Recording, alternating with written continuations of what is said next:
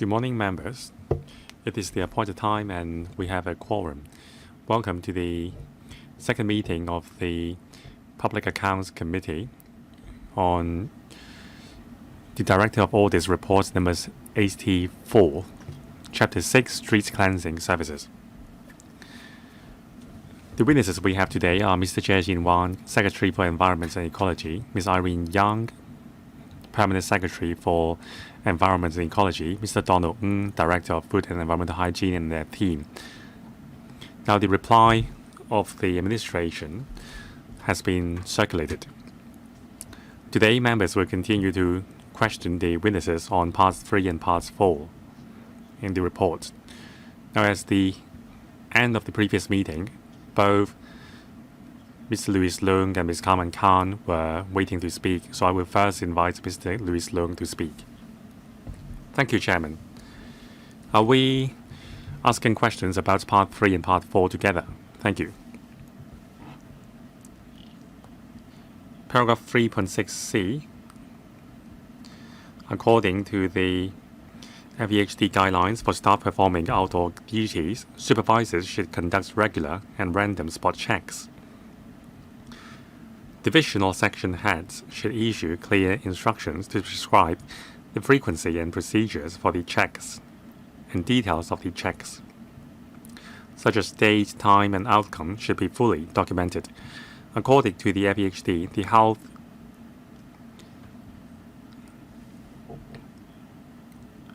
the health inspectors, or the FEHD, has not issued guidelines on the frequency of monitoring inspections carried out by health inspectors.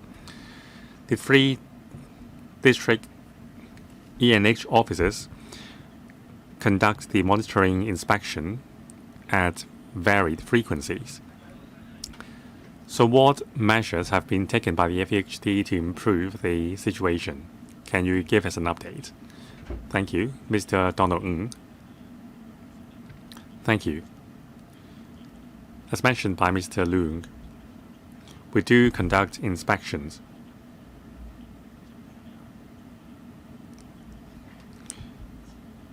We haven't set a standardized frequency for each DEHOs, so we think it would be necessary to issue a guideline on the required frequency of checks according to the recommendations of the report. Now, first, we require each inspection teams to submit a work plan to us, and also at least one inspection check must be conducted each week. Mr. Leung, is the guideline the same for each DEHOs, or does it vary according to the local situation? Thank you. Now, the guideline stipulates that at least one monitoring inspection must be conducted each week. Now, of course, if there are DEHOs requiring more checks, more can be done. Now, 3.8. There are 37 locations included in the situation reports of DEHOs. Now, the time ranged between 1.5 years to 3 years. Now, in the reports period, the DEHOs have conducted 2 to 62 surprise checks. Now, in response to the Audit Commission's investigation, these locations are usually locations with long-standing hygiene issues in the district. Now, scores of surprise inspections or surprise operations have been conducted in these locations, where there are successful prosecutions arising from each inspection. Now, we conduct enforcement work every time the DETs are deployed. We have kept the relevant statistics on the number of fixed penalty notices or summons issued each time. Now, concerning the black spots in each DEHOs, we do review the situation, and each DEHO has to conduct a bi-monthly review on the black spots inspected by the DETs. Depending on the improvement situation, the black spots may be kept or removed from the list. Mr. Leung, now the long-standing hygiene problems. Does it mean that despite numerous warnings or enforcement actions, the situation has not improved? Then how are you going to solve these problems besides stepping up on enforcement? Director, thank you. Now, as mentioned in the report, there are black spots which remain on the list despite numerous rounds of inspection. Now, besides the enforcement results, we will also consult the local stakeholders. Now, if there is a risk of the hygiene problem resurfacing, then we would keep the black spots on the list. On measures other than enforcement actions, we have installed IP cameras at certain black spots to achieve deterrence.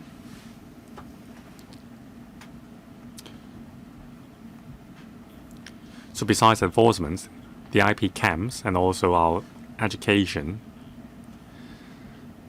and publicity efforts also help. And previously, the improvements or the enhancements in penalty for environmental and hygiene offences have also helped. This helps us to effectively reduce the number of black spots. Mr. Leung, Chairman, I think this can actually be done. There are successful cases. Table 7 in the report, number of black spots of refuse dumping dealt with by DETs. In 2020 and 2021, there were more than 260 black spots, but the number has drastically decreased to less than 70 in 2023 and 4. What contributed to the success? What can you learn from the successful example? Thank you, Chairman. Now, we are pleased to see that our enforcement has effectively reduced the number of refuse dumping black spots.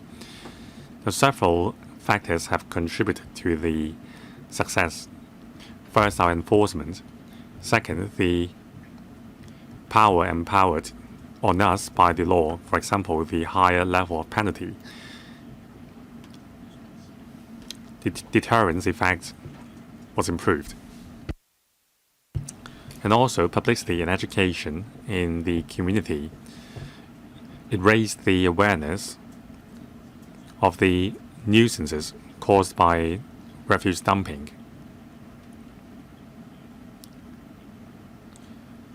Mr. Leung asked whether we can duplicate the successful experience in other areas.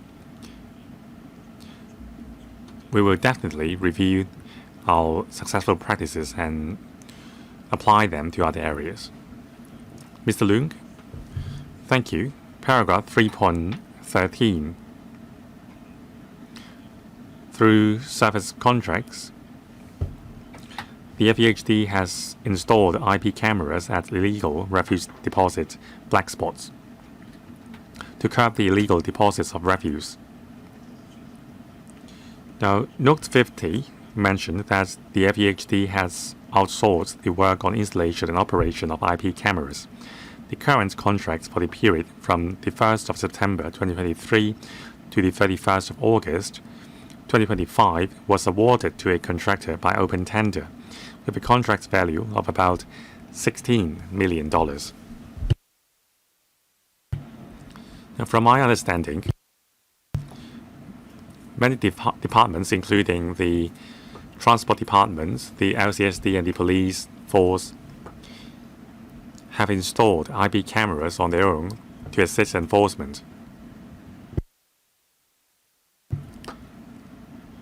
So why did FEHD have to outsource the work on installation and operation of IP cameras rather than delivering the work internally? Is it because of better cost effectiveness?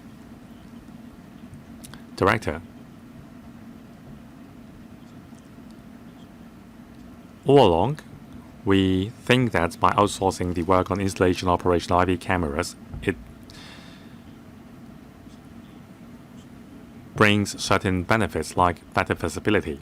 Now, the number of IP cameras has been increasing over the years. So by outsourcing the work, it offers better flexibility in terms of location and number of IP cameras installed. We think this is a good practice. Now, in terms of IP cameras, next year we will review the overall effectiveness, and then we will significantly increase the number of IP cameras we install. Now, by outsourcing the contracts, we can increase the number in a short period of time. Mr. Leung, now the current contract will expire on the 31st of August this year. The director said that the number of IP cameras will be increased significantly.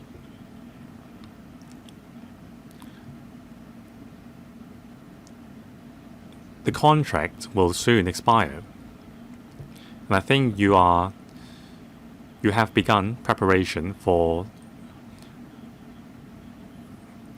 the tendering exercise. So will you award a single tender or single contract, or will you break up the contract into smaller pieces because of the sheer number of IP cameras to be installed?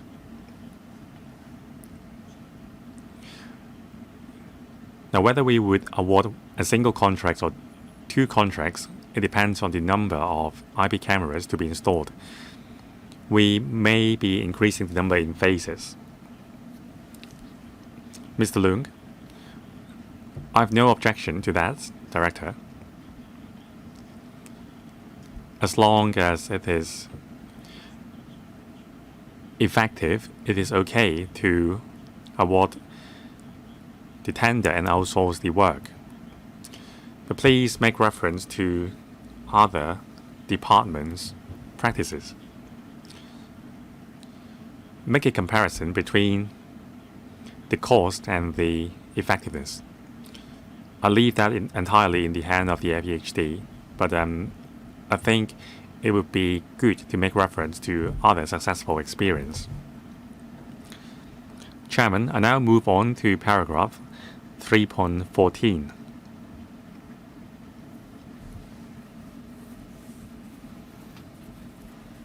Now the question has been answered by the director just now. I will not ask my question here. 3.18. The Audit Commission has conducted on-site inspection on 10 problematic spots. It is found that some problematic spots and their neighboring areas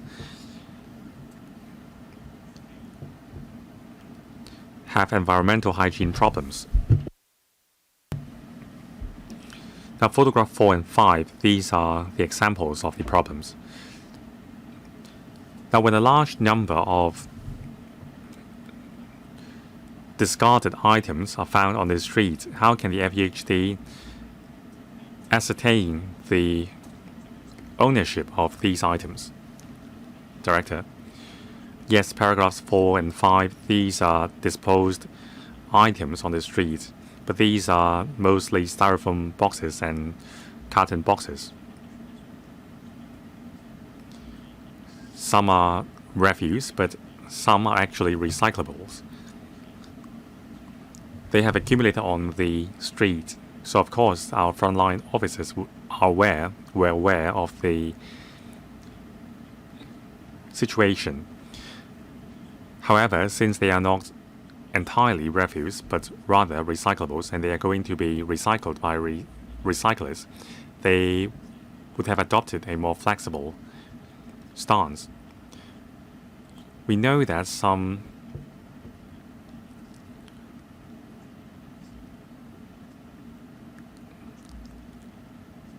recyclers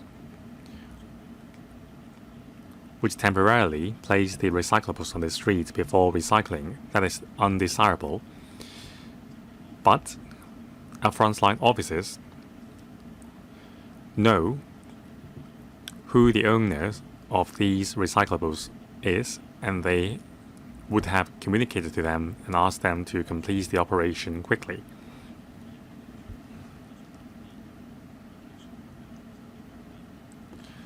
So concerning recyclables accumulating on the street, we would urge the owners to clear them away as soon as possible. Despite our compassionate stance, we would like to prevent this situation. I still have 3 questions. Should I wait or should I ask them now? Now Ms. Carmen Khan is in the line, so we will invite Ms. Carmen Khan to speak first. Good morning. Thank you, Chairman. Now, as the previous hearing, I requested the administration to provide us with at least one template of contract, because we wanted to understand more how the FEHD managed outsourced contracts. Now, the contract is almost 500 pages long. So first of all, the sum of the contracts. Now, the sensitive information has been redacted. We don't know which contractor this contract is about. Now, in the relevant years, 2023 and 24, the contract value was $5.1 billion, or $5.1 billion was spent. But there is not a breakdown. So we don't know how much was spent on street cleansing. As the previous hearing, it was mentioned that $863.5 million was spent for refuse collection. Now, in the end, $4.3 billion was spent on street cleansing, but it also included public toilet management. So it's a question for the Audit Commission. During your interaction with the FEHD, were you aware of the breakdown items? Professor Lam? Now, when we asked the FEHD, the version was that no breakdown was available.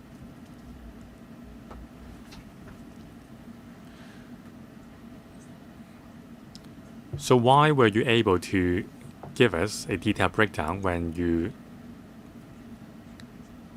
were asked by us?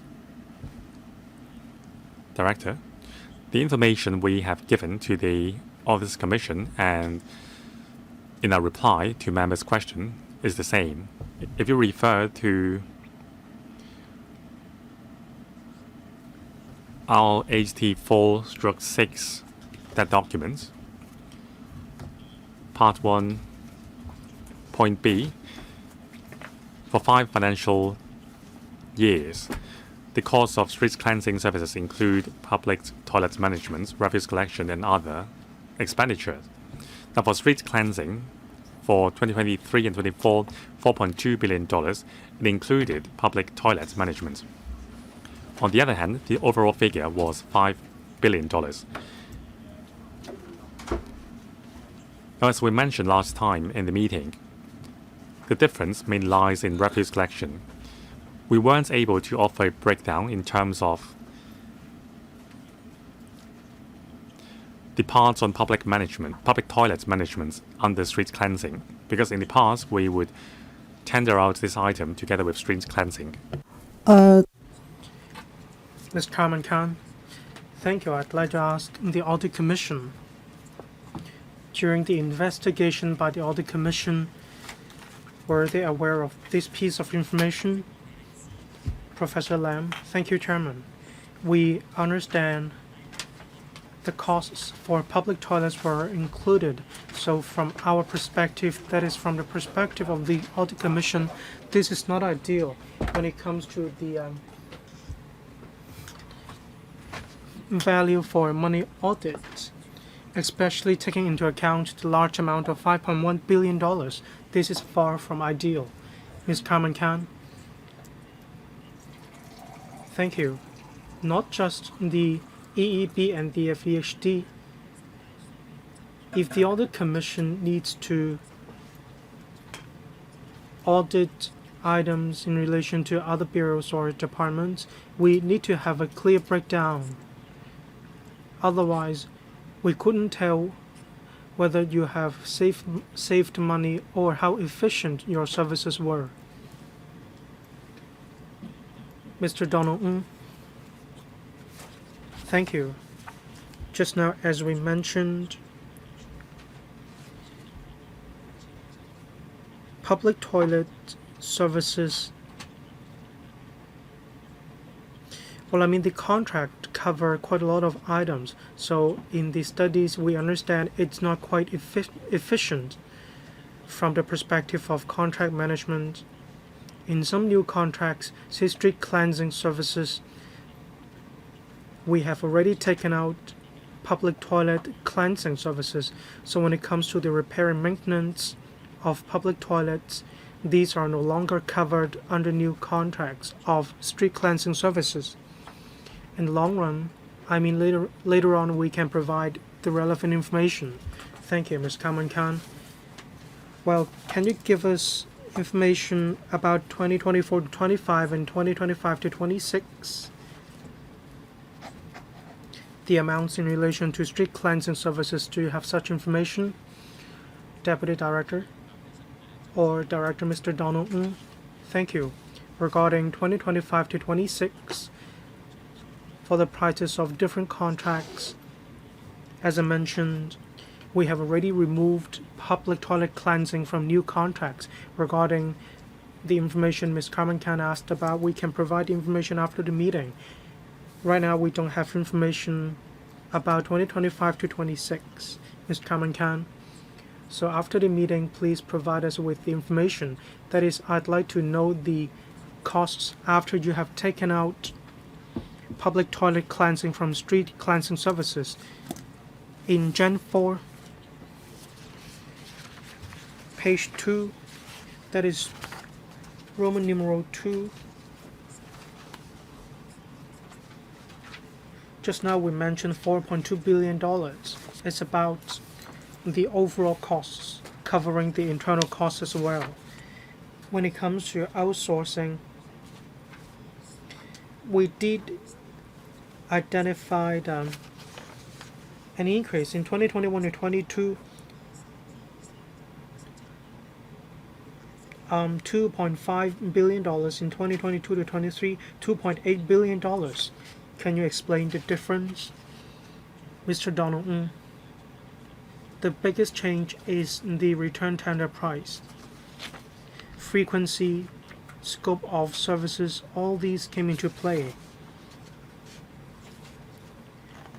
The level of service didn't change a lot in 2023 to 24.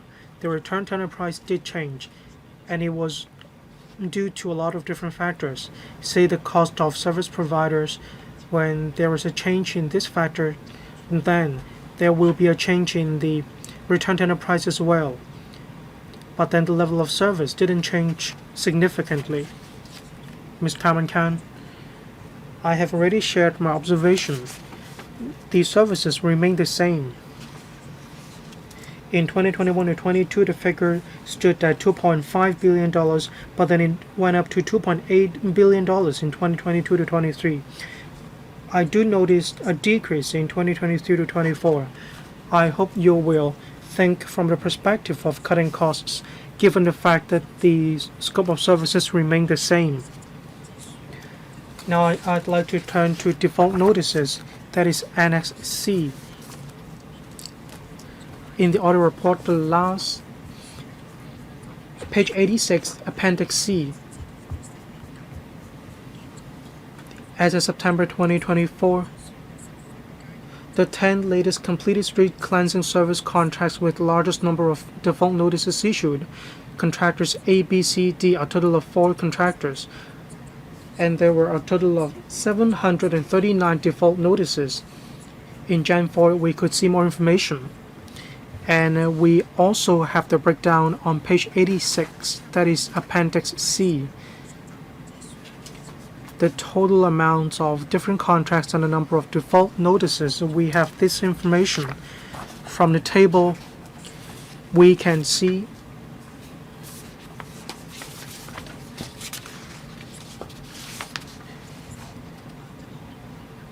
$2.028 billion. Among 38 contracts, 10 latest completed street cleansing service contracts with the largest number of default notices issued were taken out for investigation, totaling $2 billion. $1.04 million. That accounted for 0.051%, which means in the event of non-compliance on the part of the contractors, the cost is indeed very low. Overall, it is 0.051%. Contractor A was involved in 375 default notices.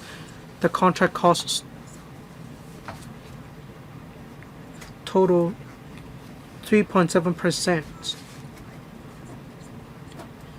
That is 0.18%. Regarding contractor B, $540 million, but the fines were only 0.03%. That is $100,000. I'd like to know if the department was aware of this. Mr. Donald Ng, I'd like to speak on default notices and how we can ensure we can make contractors pay more attention to the quality of services provided. Ms. Carmen Khan is correct. If we just compare the amounts,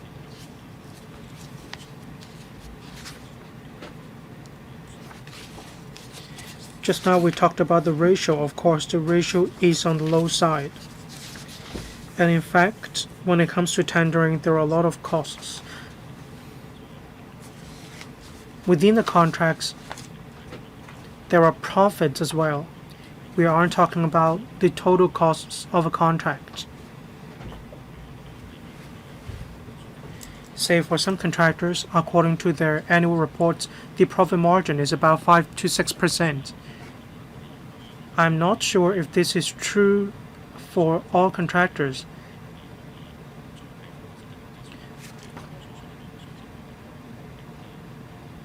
But I believe we have to read together with the number of default notices.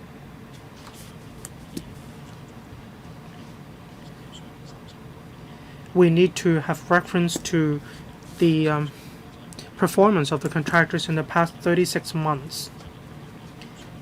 When we conduct analyses, we found that our analyses are indeed quite effective. According to the existing mechanism, when it comes to the technical scores, 15 points are awarded in relation to the performance in the past 36 months. The first rank and the second rank, the difference is less than 15 points.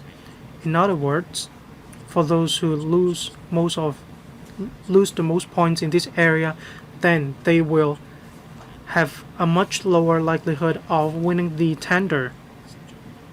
For 10 contracts, 90% of these contracts ranked first or second in relation to the quality of services.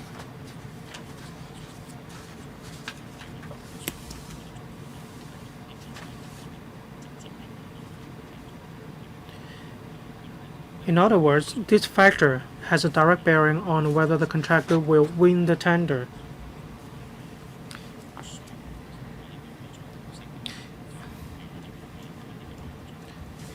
Will we introduce a progressive system so the more the number of default notices, the more fees will be deducted, and then we'll see if we will make adjustments to the percentage points. As I mentioned, the mechanism seems to be effective, but then we will see if we need to do something, such as implementing a progressive system.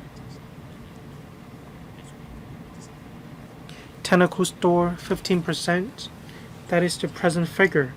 Will we increase the percentage point for technical scores? We'll look into these aspects to see how we can ensure the mechanism of default notices will remain an effective one. In other words, it can help the contractor to improve the quality of services provided. Thank you. Mr. Kamen Khan.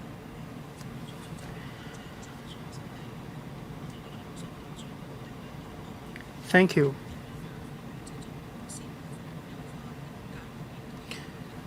This exercise aims to identify room for improvement, thereby improving the management of contracts in relation to contractors BCD in Gen 4.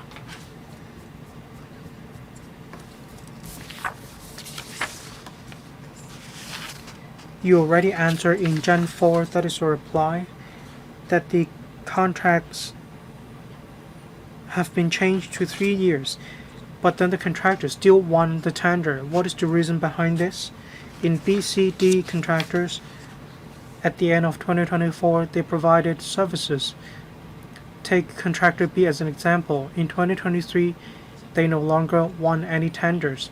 In 2024 and 25, they no longer won any tenders either. That is contractor B.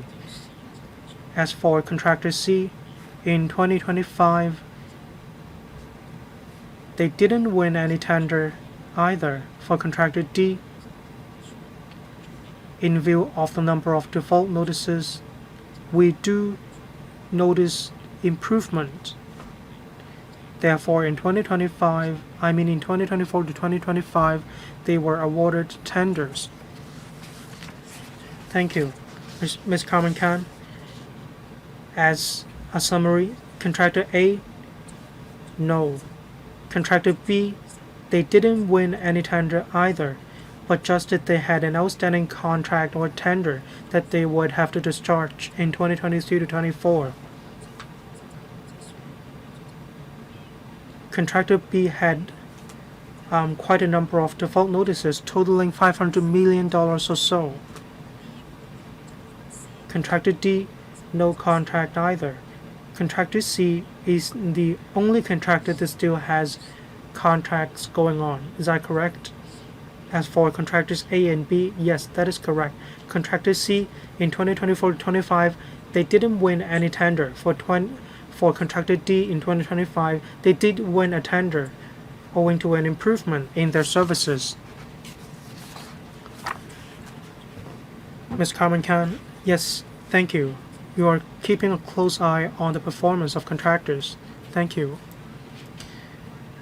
When it comes to adjusting the penalties, or are there any termination clauses?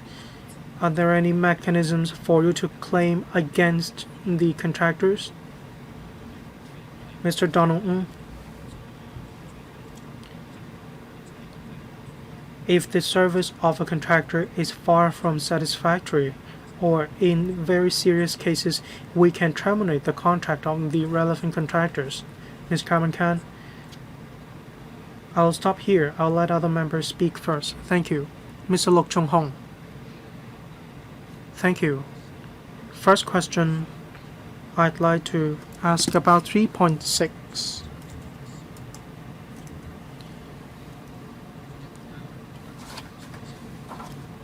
Is about the scope for improvement in the monitoring work programs of DETs. Regarding the three areas, that is Sham Shui Po, Eastern District, and Yuen Long, about 5 DETs, the number of staff members was about the same, 20 to 25. In Shamshui-Po, 2 locations, Eastern, 20 to 23 locations in Yunlong, 56 to 61 locations. Quite a wide coverage. Shamshui-Po, the 2 locations are about the size of 19 locations. I understand this, but how do we define one location? How large is a district? Say, when there's litter on the corner of a street, do we take that as one location, or do we take one whole district as one location? How do you define location? Director? Well, usually we take one stretch of road, that is one street, as the basis. As I said at last meeting, we identified individual offices which had too large a district coverage to be a location. For example, one location in Shamshui-Po covered quite a wide area. That's why, regarding the definition of a location, we have issued clear guidelines. That is, we take a street as one location. For individual districts, for adjoining streets, we allow flexibility, but at the same time, we do want to maintain consistency. So when people read reports, they will have a good understanding of the coverage of the locations. Thank you. Our work is about value for money study. So regarding the definition of locations, I hope there will be a clearer definition. Say for a junction of a street, there are larger junctions and there are smaller junctions as well. That's why we need to go for precision. Thank you. Shamshui-Po is rather special, so let's look at the Eastern District and the Yunlong District. Shamshui-Po are a total of 19 locations. Shamshui-Po, 19 locations, 6 teams, that is 6 DETs. Eastern District, each team 4.5 locations. Yunlong, each team works for about 10 locations. I am more familiar with Yunlong. An expansive suburban area. Hongshui-Q, a large stretch of area.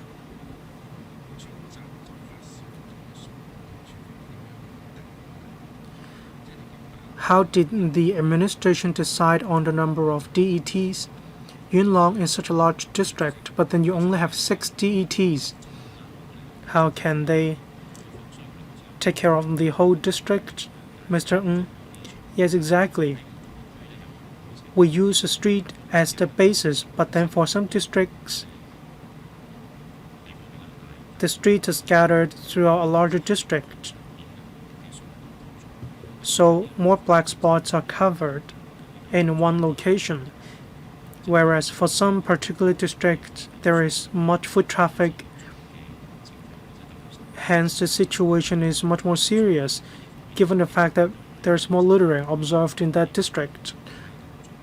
That's why we use the street as the basis, but at the same time, we allow flexibility for different districts.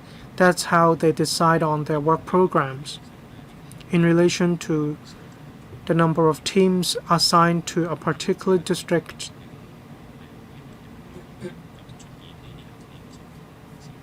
we need to see if there is any improvement made to the DEHO concerned.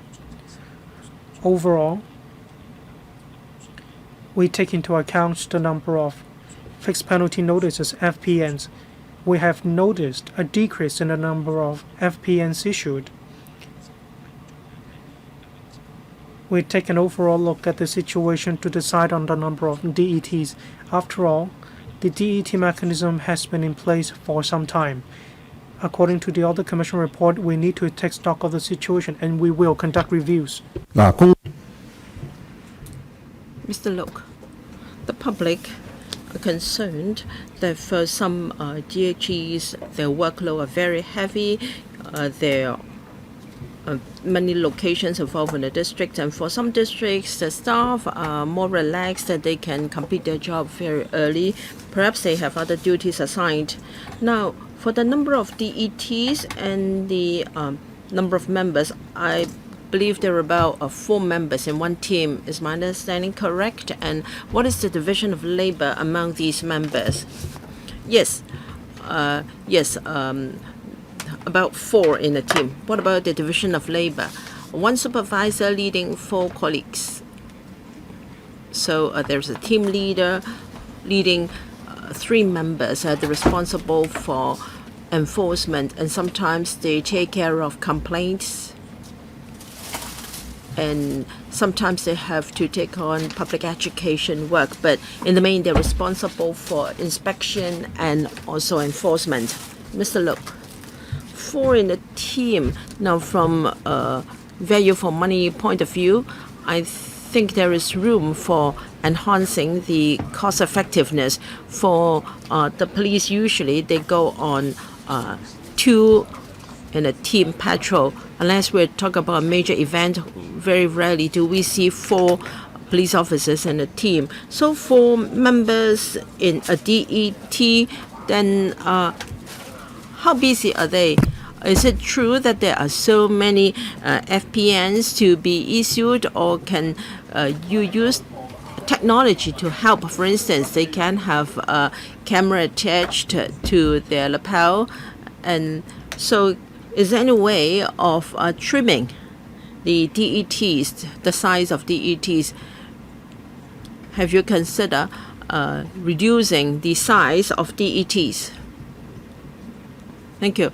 As I said, there are 4 members in a DET. They don't always go together in 4. Sometimes they divide into teams of 2 for enforcement action. As I mentioned, it's not just about the number of teams, the size of a team. Should it be 4 or 3? Now, each DEHO is given flexibility.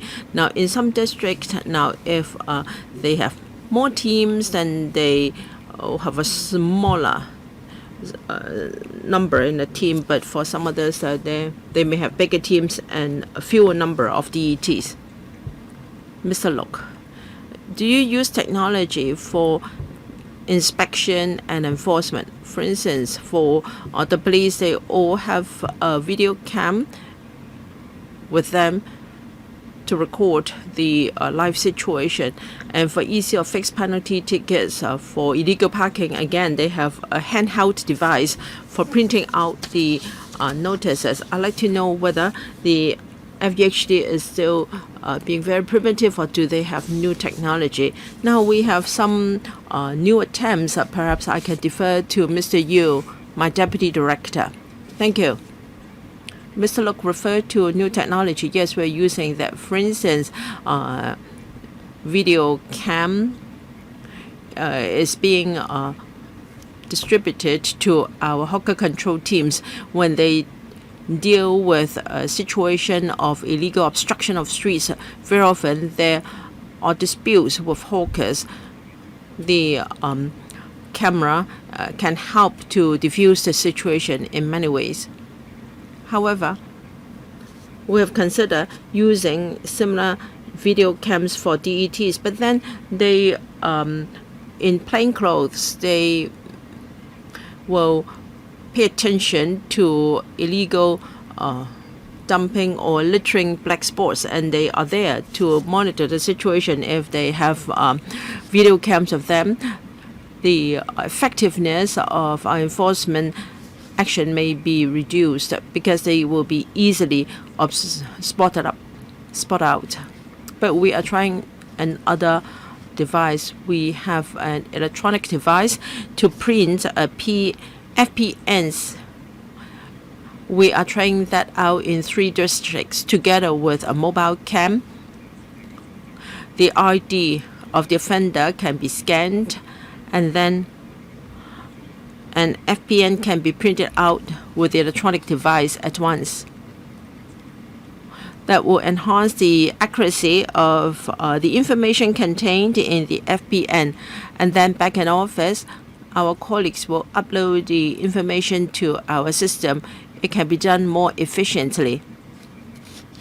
So for the use of the electronic device, we have taken reference from the experience of the police. Is now being tried out in 3 districts. If it goes smoothly, we'll extend it to other districts. Mr. Look, I believe DETs should have a video cam with them. It is now a very portable, very handy and light. Perhaps it can be just put in your pocket, and then with a very small lens, you can capture the situation that will address some disputes concerning littering, for instance. Sometimes the offender may argue that he hasn't done anything of the sort, but if you have already videotaped the situation, then there is no defense anymore. And it can also be used by supervisors to check the effectiveness of enforcement. For instance, some DETs may not be that sensitive.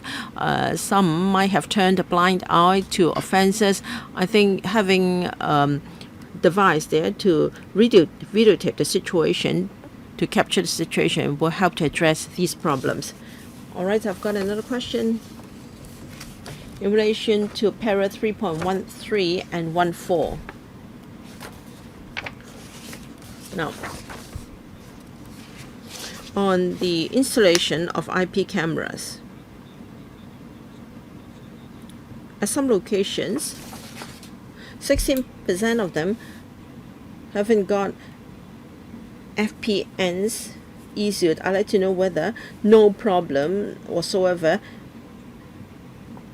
has occurred at these locations. If that's true, why don't you move the IP cameras to other new places? In 2024, 37 locations were added in the location report. However, for 62% of the locations, that is 23, there were no IP cameras. So how come at some locations there were IP cameras but no FPNs have been issued, but for some others no IP cameras have been installed? Is it because the cost is very high, or is it because you need power supply? What are the reasons? Will you have solutions for that? Now, for the installation of IP cameras, as pointed out in the audit report in Table 8, it's true that there are some locations with no FPNs issued, but the IP cameras are still there because they do pose a deterrent effect. If they are removed from these locations, the situation may worsen, or the problem may resurface. So we have taken that into account. And for some other locations, we have about 500 locations. Among these 500, our principle is not to station an IP camera. It may be moved from one location to another. So for some locations, the IP camera is needed to deter offenses. And is it true that we've never moved the IP cameras around? In the past, we have urged the EHOs to review the locations of IPNs, and we've seen many locations where the number of IP cameras have been increased, or IP cameras have been redeployed. The report mentioned the number of IP cameras at different locations. There has been change in the locations and also the number in the past. We do review the situation from time to time to ensure that we can achieve our desired deterrent or enforcement effect. Mr. Look, I think the unit cost of IP camera has dropped substantially. I'd like to know the installation, procurement, and maintenance costs of an IP camera. I think there is a declining trend in these aspects. Anyone? Mr. Ng, it's true that the price has fallen. Take 2025 and 26 as an example. Our estimate is $9 million for this, down from our previous estimates and actual spending. So price is one consideration. The deterrent and enforcement effect is another factor. So as I said, we are going to increase the number of IP cameras. We will increase locations where IP cameras are installed. Mr. Look, please allow me more time. $9 million, you talk about the year-round estimate for the whole territory. Does it include only procurement? What about maintenance? What about the average cost per IP camera? We've included both procurement and operating cost. Do you have a unit cost for IP cameras?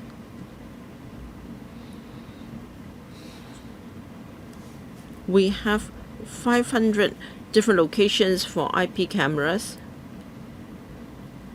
so you can use that for a basis. $20,000 per IP camera. That's not cheap. You have included both procurement, software, power supply, maintenance, etc., right? $20,000 per camera per year. Please see whether you can further lower this money from the perspective of procurement and operation.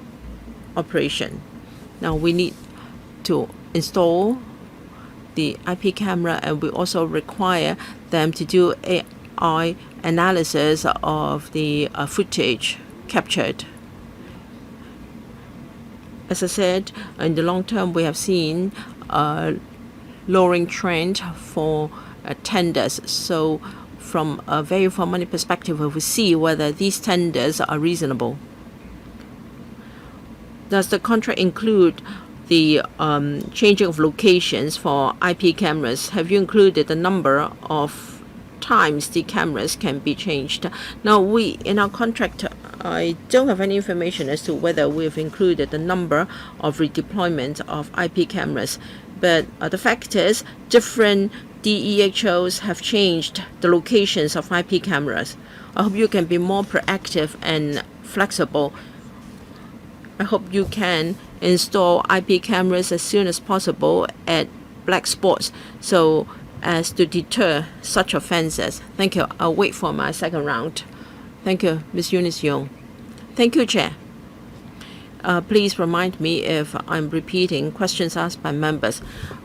Para 3.8. So we have a situation report of visits made by Audit. So there are 37 black spots in 2024. 39 locations have topped the number of complaints, but then some of them have not been included in the situation reports for DETs to monitor.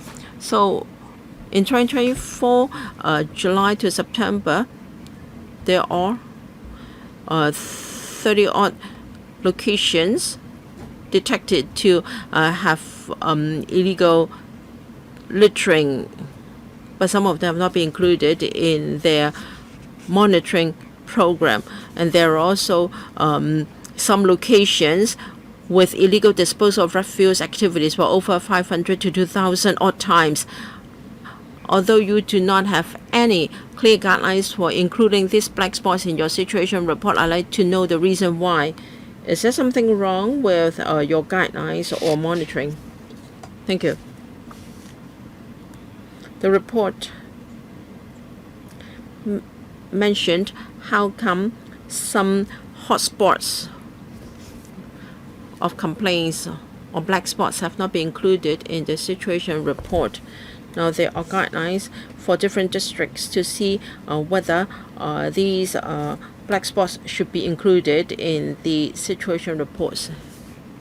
The reasons for not including them in the situation reports was because the issues were not covered by the job duties of DETs. For instance, sometimes the complaints were about hawkers and also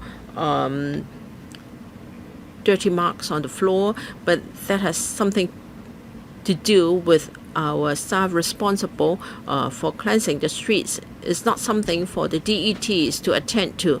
So after review, some districts of the view that they should not be included in the situation reports. But there is still room for improvement. That is, after the review, there was no written record covering the rationale and the reasons for not including some of the black spots in the situation report. We will require them to include the reasons for not including them in the situation reports and the reason. For instance, 80% of that were not included, and we asked them to jot down the reasons after a review. Thank you. Ms. Unit I think that has exposed the problem of interdepartmental management. For instance, this part is the duty of the district office, another is the highways department, and the other is the FEHD. So that's why at some locations the streets are dirty, but that is not the duty of the DET. But then you haven't included whose responsibility it is and whether the problem has been addressed. Of course, there are many issues not within the scope of the FEHD, but other departments do not have as much manpower as you do. You have DETs, you have enforcement teams or prosecution teams, and another department may think that it's not our duty to deal with litter.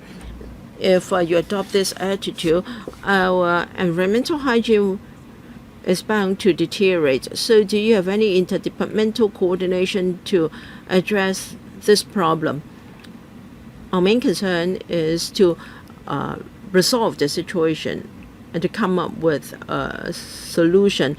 So will you ensure that there is an interdepartmental coordination program or mechanism to ensure that our environmental hygiene is acceptable? Regarding the hotspots, they are the complaints are within the ambit of our department. It's just that they are not within the job duties of our DETs, but other teams in the FEHD are responsible. For instance, dirty streets, that is something for the FEHD to address. So we do take care of these complaints. We do not include them in the situation reports of our DETs because DETs are responsible for littering and also issuing of FPNs. So these complaints are mainly dealt with immediately by our department. As for interdepartmental coordination, we do have such efforts. For instance, if we receive complaints that there is a large volume of illegal dumping of refuse, then we will also discuss with the Environmental Hygiene Department to see what can be done. Ms. Yong, for IP camera, well, you've been able to detect a lot of black spots for illegal dumping or refuse dumping. So how do you ensure that technology can be used to enhance your effectiveness? Director.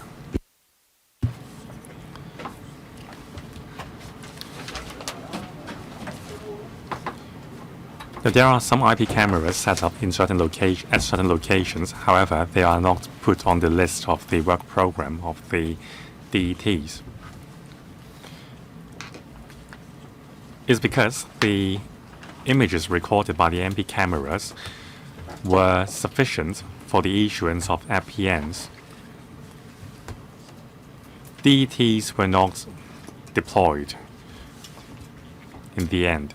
So for these black spots, we think simply by installing IP cameras, the deterrence effect is sufficient. We have also reviewed whether we should put the locations covered by IP cameras on the list of inspections by DETs.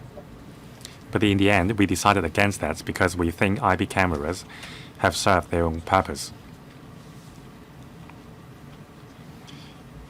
In any event, we think we can do better by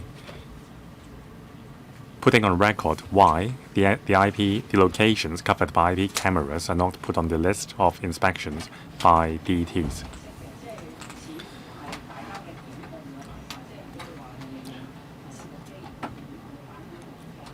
So that is quite clear. For locations where there are IP cameras, it would suffice to facilitate issuance of FPNs or summons, so no inspections are required.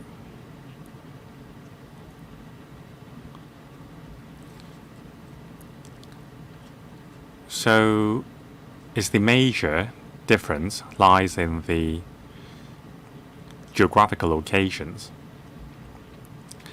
Now, IP cameras are mostly used for catching littering from onboard vehicles. The registration mark of the vehicle would be captured by the IP cameras, and we can issue summons. Sometimes,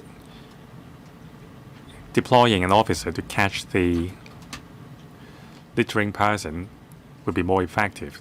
So for these occasions, the DETs would be deployed.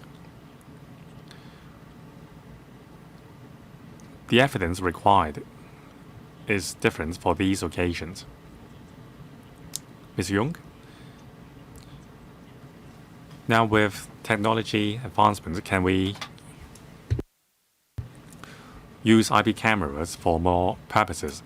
You said that mostly IP cameras are used for catching littering from onboard vehicles. In the future, can you use IP cameras to catch more types of littering? With the assistance of IP cameras, there would be less disputes and it would make your enforcement more effective. Director, we will keep tab with the developments in technology for more efficient law enforcement. Say, for example, at certain central dividers on roads, we have installed IP cameras.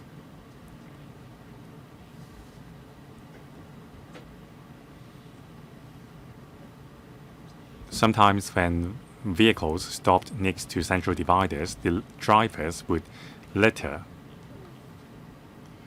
So the 30 new IP cameras installed at central dividers have proven to be very effective. So in response to Ms. Eunice Young's suggestion, yes, we will keep monitoring the improvements in technologies so as to make our enforcement more effective.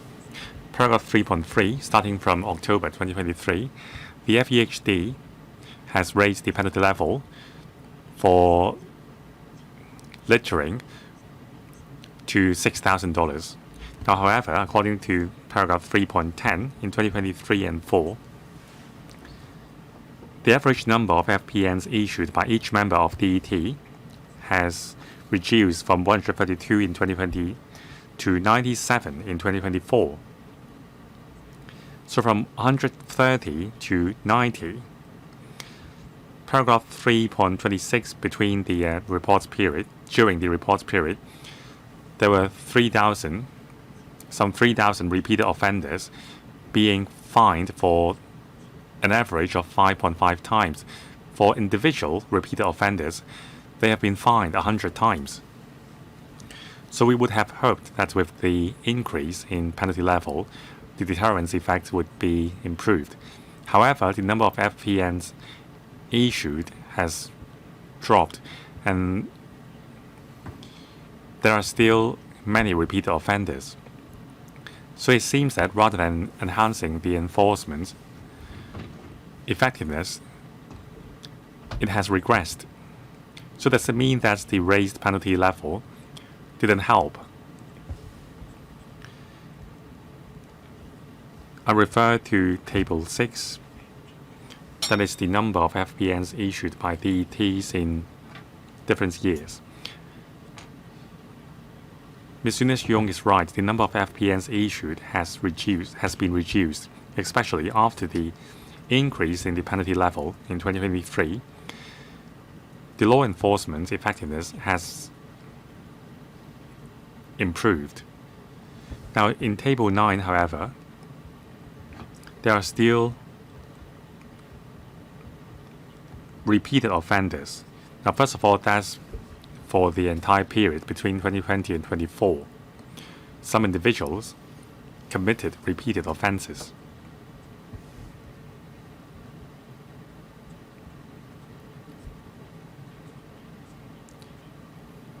So, simply put, after enhancing the penalty level in 2023, situations of repeated offenders has improved. There are some individuals, however, who are recalcitrant. Now, this is mainly in relation to feral pigeons feeding. But in fact, after the enhancements in penalty level, there are fewer repeated offenders. It's just not reflected in the table. Ms. Yung, about prosecution, I don't think you have stepped up prosecution a lot. Table 6 in 2024, 20,366 FPNs have been issued.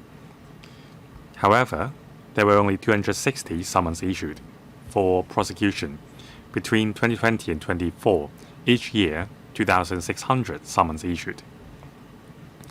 So the number hasn't increased along with the increase in penalty level.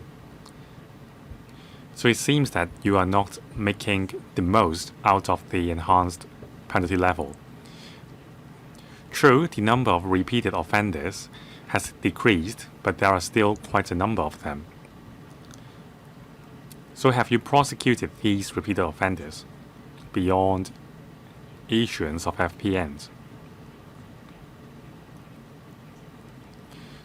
Now, did you remind the court that the offender has committed the offense for the 10th times, so the increase in penalty should be steeper? Mr. Ng. Now the figures in Table 6. The decrease in the number of FPNs issued is not because of the negligence of our staff. It's because there are fewer offenders. And that's why fewer FPNs have been noticed. That's why I said the increase in penalty level has helped deter littering bugs. On the other hand, on the last occasion,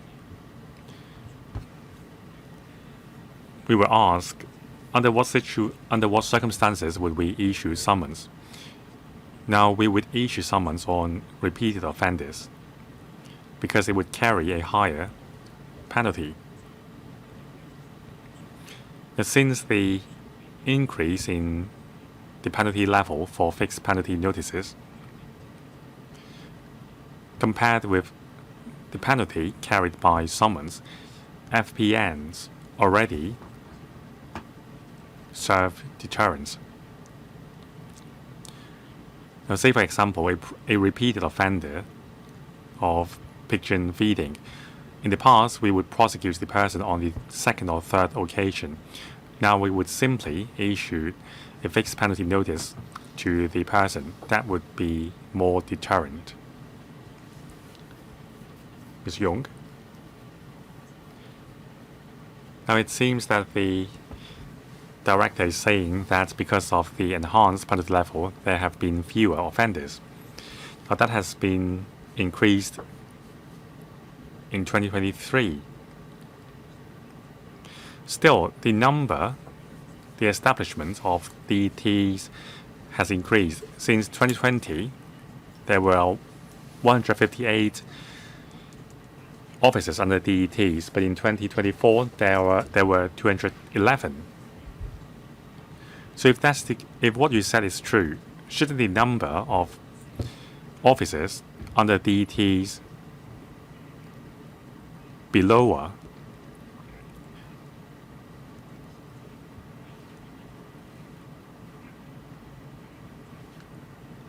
Now, there are still a large number of black spots, and there are lots of problematic spots.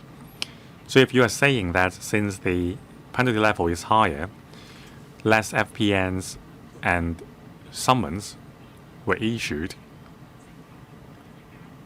that means that the amendment is effective.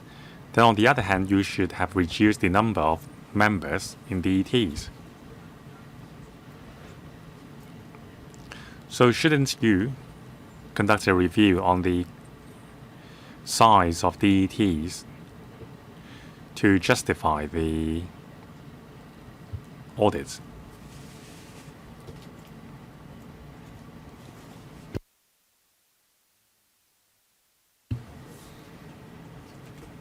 But the number of FPNs has reduced.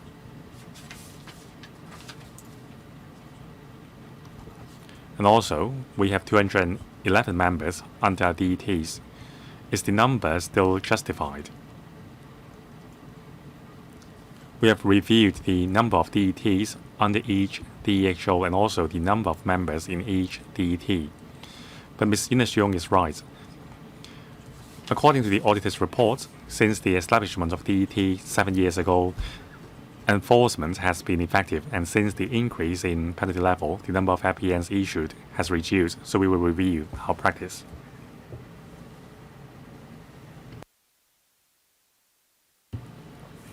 Mr. Louis Leung. Paragraph 3.21.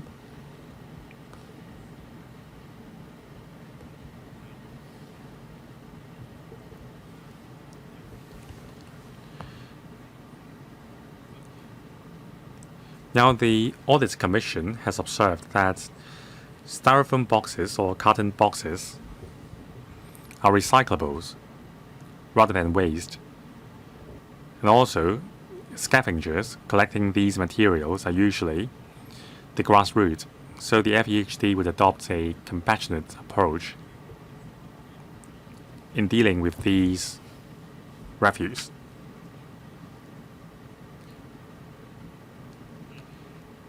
Now, the owners of these recyclables should welcome this practice. However, there would be complaints from other road users. They may say that the FEHD is not enforcing the law. So, being caught in the middle, how does the director strike a balance? Mr. Ng, Chairman, the situation mentioned by Mr. Leung is real. Now, these are recyclables rather than waste. However, there are complaints that they are blocking the street. So we should facilitate the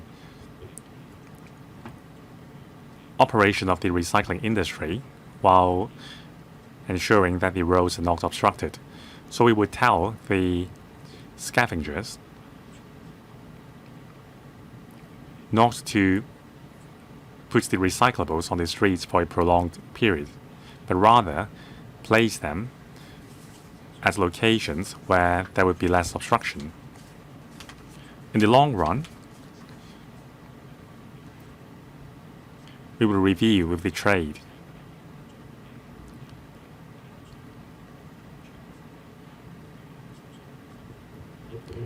to avoid recyclables being placed on the streets for a prolonged period while facilitating the operation of their business. Ms. Leung.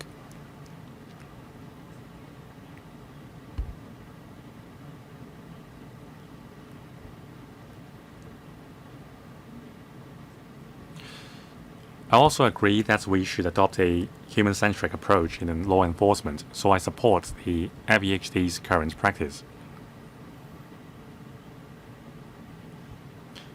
Now, concerning collaborating with other departments,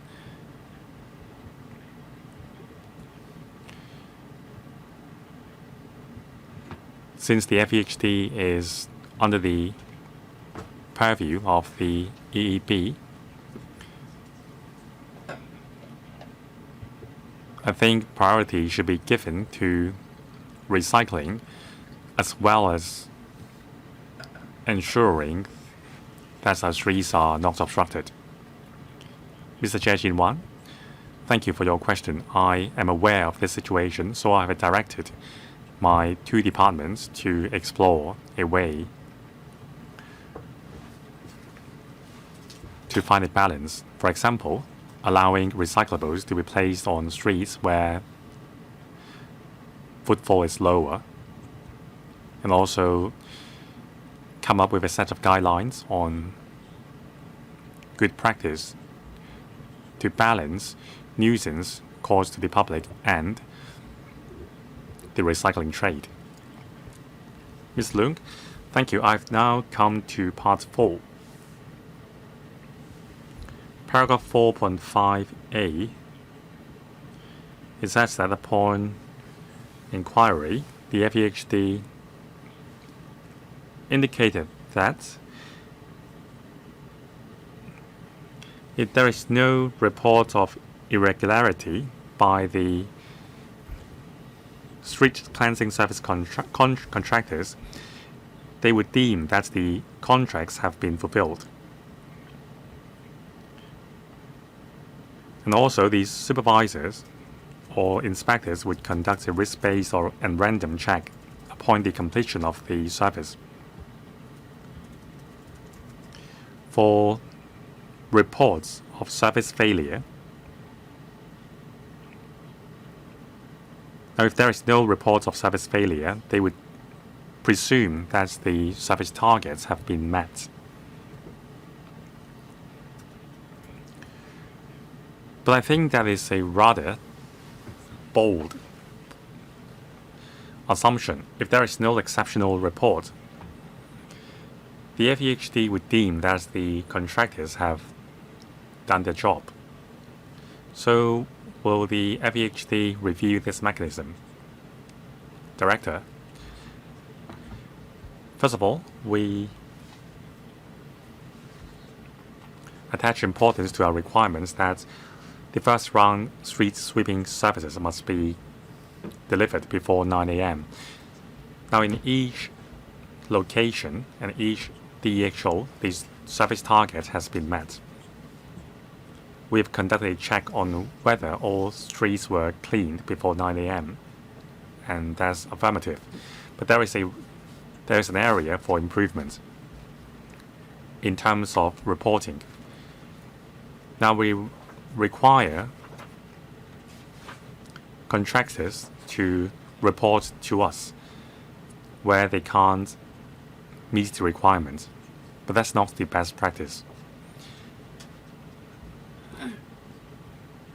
Now we are changing things around so that the contractors have to report to us of job completed. We are changing the reporting mechanism to a positive one, like Mr. Leung suggested. They need to report to us all jobs done. Mr. Louis Long, this is better than making assumptions. I'd like to follow up on the risk-based surprise checks. Are there any guidelines? How did you conduct the surprise checks? Could duty officers decide on the mode of surprise checks? Director. Thank you, Chairman. In 2.11, we have listed different modes of checks or inspections apart from daily we have daily inspections, we have formal inspections, in addition to assigned risk-based surprise inspections. There are senior foremen conducting daily inspections. Mr. Louis Long mentioned assigned risk-based surprise inspections. We do conduct them, say when we have received reports of more complaints in a particular district. Are cleansing services not conducted well? Then we conduct analyses and then we conduct risk-based surprise inspections on top of the daily inspections. Thank you. Mr. Louis Long. You do have guidelines on surprise inspections. Is it correct? Yes, we do have guidelines on what a risk-based surprise inspection means, such as the factors that need to be considered, the number of complaints received, or in some places, we find that the situation leaves much to be desired despite the inspections. All these are factors at play. We issue such guidelines to colleagues. Mr. Long, in other words, these guidelines apply to all districts. Is that correct? For general guidelines such as what do risks mean, we do have guidelines in this regard. But of course, every DEHO has flexibility in relation to how inspections should be performed. Next question, 4.17. Among 50 contracts, 9 contracts, that is 18%, did not require the contractors to use mini-street washing vehicles with pressure washer surface cleaners. The FEHD replied to the Audit Commission that although the 9 contracts did not provide mini-street washing vehicles with pressure washer surface cleaners, the services were covered by other street cleansing contracts of the same district.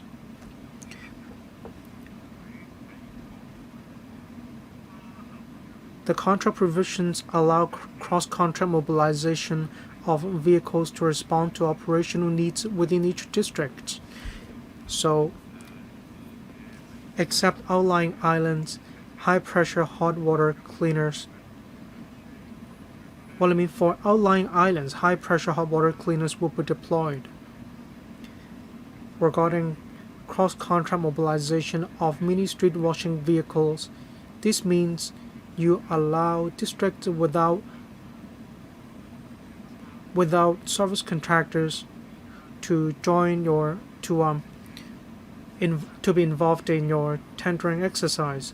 For the contractors that are equipped with mini street washing vehicles, is it not quite fair?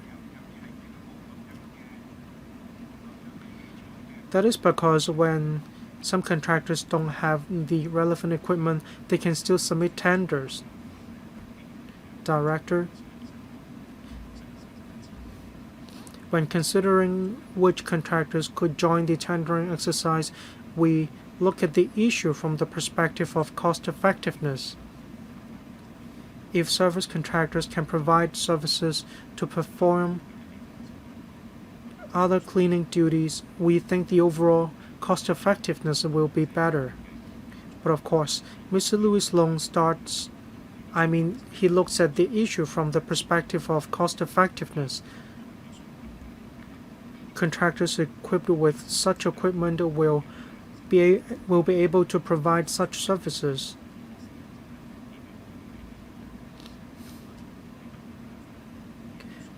Therefore, we need to consider if we need to use mini street washing vehicles with pressure washer surface cleaners.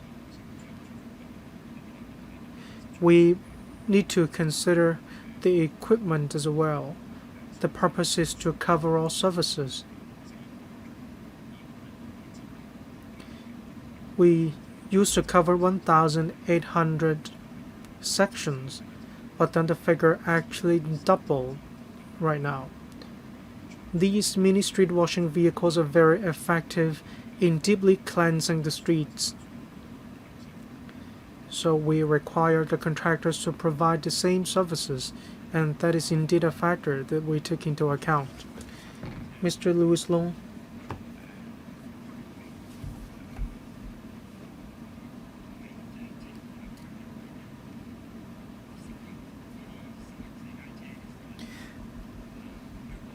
For contractors without such mini street washing vehicles,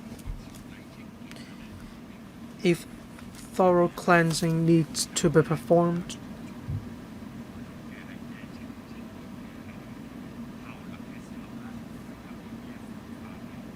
in the absence of pressure washer service cleaners, how can the contractors deeply cleanse the streets without such cleaners? What could be used to replace the function of such cleaners? Mr. Donald Ng, for some districts, when we don't need cleaners, when we don't need pressure washers, service cleaners, we might use other high pressure equipment to deeply cleanse the streets. But we might not need high pressure equipment either, so we will deploy other equipment or methods to do the same, to achieve the same effect. In other words, if the contractor does not have such equipment, the contractor may still achieve the same effect with other methods. Is that right? For some streets, if pressure washer service cleaners are needed, these areas can be covered by other contractors. For contractors without the said cleaners, they may use other methods such as high pressure cleaning equipment to deeply cleanse the streets.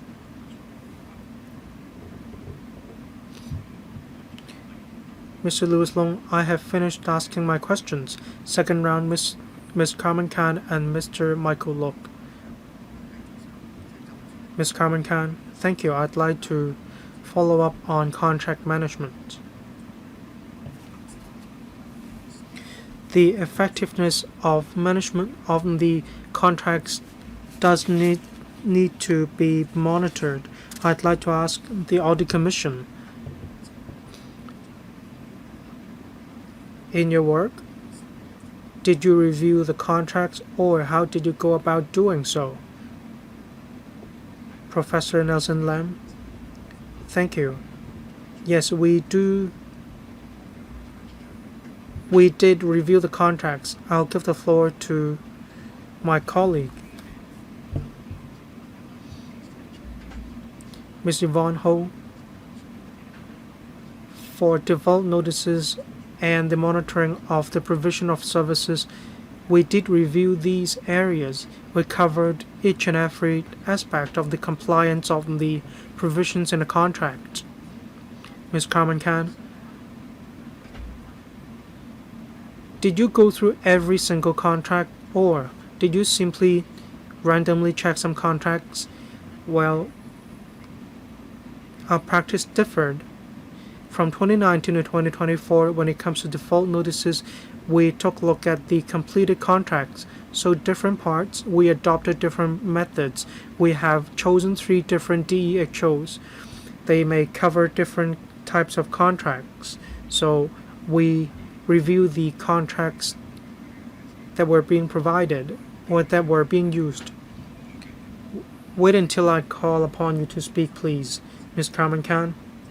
I agree with the Audit Commission. Of course, they cannot review all contracts. Say for Appendix C, the contractor with the most default notices, Appendix C has the relevant information of the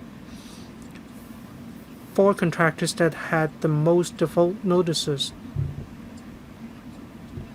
In the middle of the hearing, I followed up on my question. That's why we have the replies in Gen 4. And contracts were provided as a template. In Gen 4, page 3, at present, Hong Kong has a total of 6 contractors providing street cleansing services. Just now the director said that altogether 3 contractors that are contractors ABC no longer provide services, whereas contractor D is still providing services because improvements were identified. Does that mean only 3 contractors are responsible for the outsourced services all over Hong Kong? Director, thank you. Based on what I know, we have more than 3 contractors. At present, there are altogether 6 contractors providing different types of street cleansing services. For detailed information, I'll give the floor to my colleague, Ms. Ho.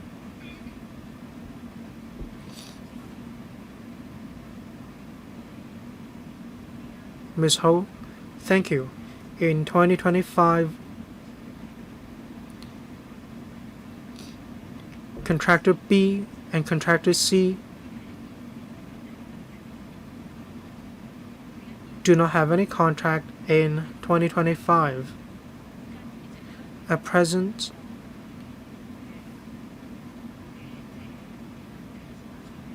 there are different contractors performing street cleansing services. Some contracts were awarded to the contractor earlier on. Say the contractor won the contract in 2023. As the contract would run for 3 years, that's why in 2025 the contractor is still providing services. But for contractors with more default notices, the performance is not desirable, then they couldn't get any contract anymore. For contractors with more default notices, they no longer won any tenders or contracts. But because the contractor was awarded with the contract or tender in 2022, that's why in 2025 you can still see the contractor providing services. Thank you, Chairman. Ms. Carmen Khan. Thank you, Chairman. The reason why I asked this question is that I want the administration to pay more attention to the contractors that can provide such services in Hong Kong. You need to see how they are performing their services. You need to enhance monitoring.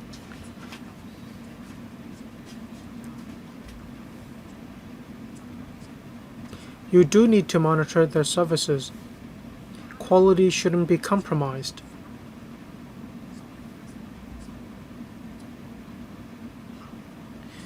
You should cover as much as possible in your contracts.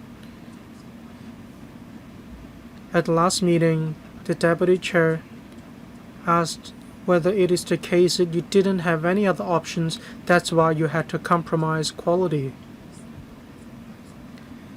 Will the administration review the provision of services by contractors if the level is not desirable? Were there any cases in which these contractors simply changed their name and joined the tender exercise once again? Ms. Carmen Khan, if there's a lack of choices in the community, will we be more lax in setting the service provisions in the contracts? There were return tenders in relation to street cleansing services contracts. So the provisions aren't too strict, leaving us with not many options. However, we still need to strike a balance in the future. Say we need to know how many contractors are there in total in Hong Kong. The provisions need to be fair. If they fail to fulfill the requirements, are there any mechanisms to ensure these contractors will improve the quality of their services? Different members have proposed these measures. They have shared the same view. For the relevant demerit point system, this is effective in reducing the number of default notices. In recent years, for contractors with more default notices, it is indeed the case that they may not be able to win the tender, and this is indeed an effective incentive. There aren't many contractors in Hong Kong, and we do need to continue to adjust the service provisions. We need to take into account the cost of the return tenders and the number of contractors we have right now. As Ms. Carmen Khan mentioned, we need to ensure the penalty mechanism and the default notices are effective. Ms. Carmen Khan, please switch on the mic for Ms. Carmen Khan. Am I coming through? Thank you.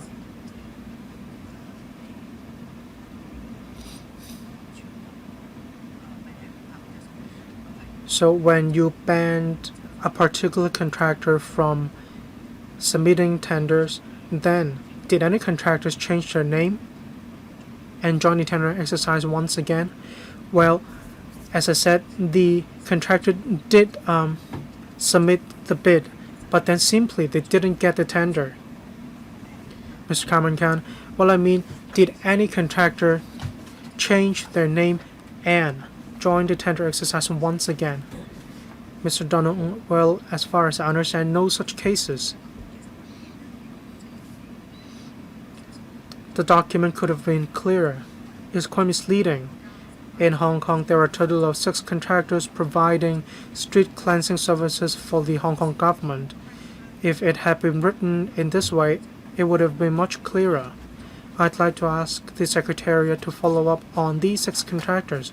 In 2024 to 25 and 2025 to 26, I'd like to have a breakdown of the costs, including internal costs and subcontracting costs. I mean, when you have already taken out public toilet cleansing from street cleansing services, please provide information after the meeting. You don't have to give it to me right now. In relation to contracts, I'd like to ask the Director, you're going to review the effectiveness of default notices. For the first 5 notices, you can only deduct $2,805. For the 6th to the 10th default notices, $3,478 could be deducted. For serious default notices, for each of them, you can deduct $5,581 each. So according to your contract, are you allowed to deduct payments given to the contractors? Director,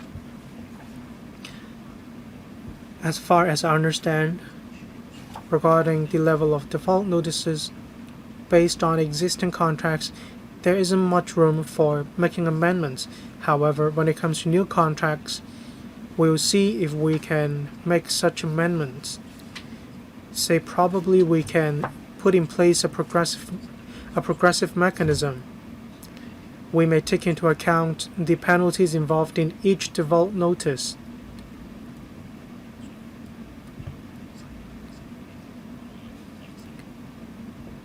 In the new contracts, there's more room for us to conduct reviews. Thank you.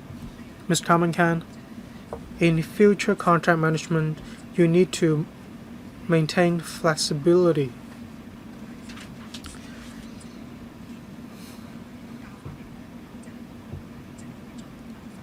You need to put in place a progressive mechanism. Probably there should be a weighting factor. In 18.2 of the contracts,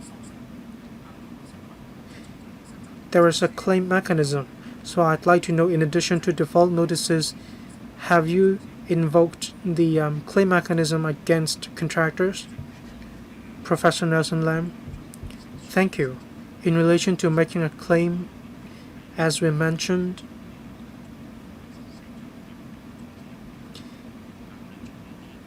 we may choose to terminate the whole contract, but this is quite a significant move. We'll have to take into account the severity of the breach. When we terminate the contract of a contractor, we have to take into account the impact of the cessation of the services. For penalties, we use default notices primarily. However, for serious default, there's a there's a contra provision allowing us to invoke the claim mechanism, but we haven't yet invoked such a mechanism in relation to claims. Monthly payment deductions are one example. When they fail to perform a certain task, we may issue a default notice, and we do need to take into account the cost involved. Ms. Khan, to put it simply, they've never terminated any contract, and claims were not frequently invoked, and the amount of deductions under default notices is also on the low side. They must enhance management. So I'd like to focus on 3 and 4 management.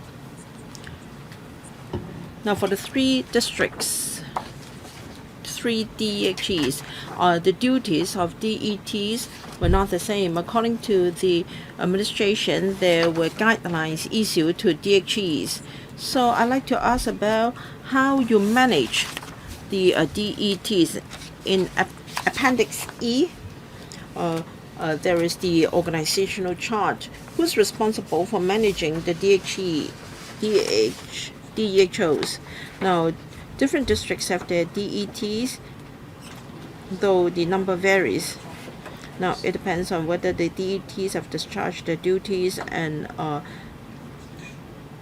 the 19 EDHOs are responsible for reviewing the work guidelines of the DETs, but at headquarters level, on a regular basis, we require DHEs to submit reports on the number of FPNs issued, and also the performance, etc. DETs are responsible for submitting reports. Different DEHOs may have a different format and reporting items in these reports. So we have to review the manpower deployment, and we are also reviewing the items to be covered in their reports. Hopefully, reports by DETs will have similar format and reporting items. There should be consistency, and we're going to see to that. Ms. Khan, I want the answer to be simple or brief. In Appendix A, you have an organizational chart. And according to Appendix B, in the report, there are 5 tiers of monitoring. I'd like to know who's responsible for this. You have 2 deputy directors and 3 assistant directors. Who is responsible for what? All right, we have 5 tier of monitoring system. That's mainly about the street sweeping. As for the efficiency of DETs, respective DEHOs will review that, and at headquarters level, we have assistant director responsible for the strategy and the policy in relation to DETs, and that assistant director is OP3, Operations Division 3.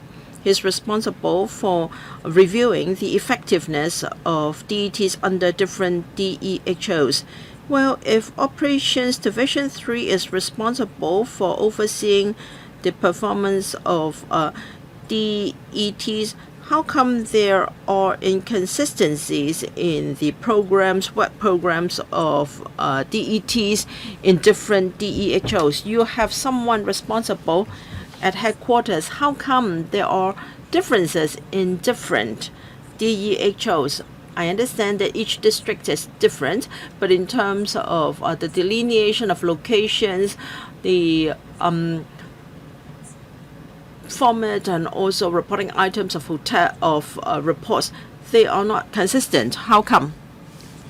Director. In Operations Division 3 is responsible for reviewing the overall effectiveness of DETs. but then we do not have very detailed specifications of reports to be submitted by DETs covering 19 DEHOs. We haven't been as meticulous as that, but now that we've seen room for improvement, in future we will be more detailed in the reporting requirements from 19 districts as regards the size of location, etc. Now, in our tables and reports to be submitted by DETs, we will have more detailed requirements in the future. Ms. Khan. In para 3.24, the FEHD has promised to review the overall operation of DETs. I would like to see the outcome of their review. I pause here and I give the floor to other members. Ms. Khan, how many more questions do you have? 2 more. You have 2 more questions. Mr. Michael Look. Thank you. I hope I can complete my questions in this round. So short questions and short answers. The first is to follow up what Mr. Louis Leung said. Paragraph 1.2. So when we see 100%, we are both worried and pleased, because if the performance is that high, it may cause us to worry whether the cleanliness is that good. So you have a performance-based or management-based system. So you said you act upon complaints. What do you mean by that? That means if it is not swept before 9 a.m., then it's already a problem. So what if they don't report to you? Well, if it is not done, then a report has to be made. Currently, we only report when the target is not met. In future, it will be the other way around. They have to report to us that a certain target has been met. So you want to be outcome-based. You require contractors and your colleagues to report to you, and you also have to rely on complaints from 1823 and also from the district councillors, the care teams, and also from the 3 different committees in the district. Now, if the cleanliness is not satisfactory, perhaps you should go and inspect whether any cleansing or sweeping has been done, or maybe it has been swept but then it has been littered later. So you have to be more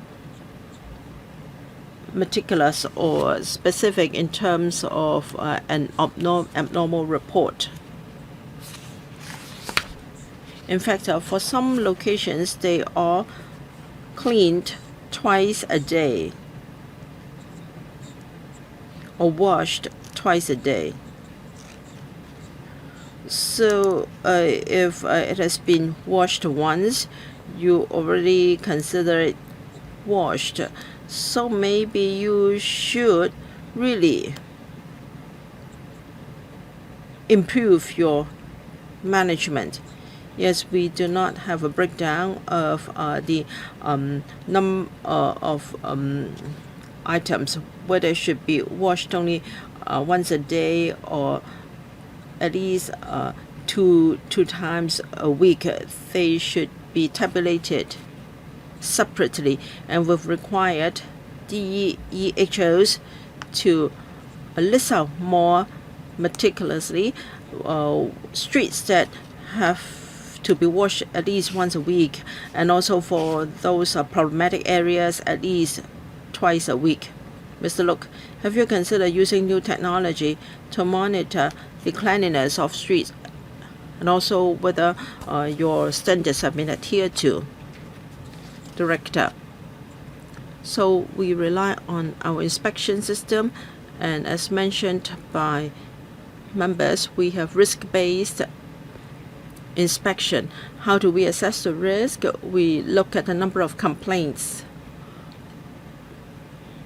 with regard to different streets. And then in addition to our daily inspection, we have also got risk-based inspection. We will closely monitor whether technology can be used.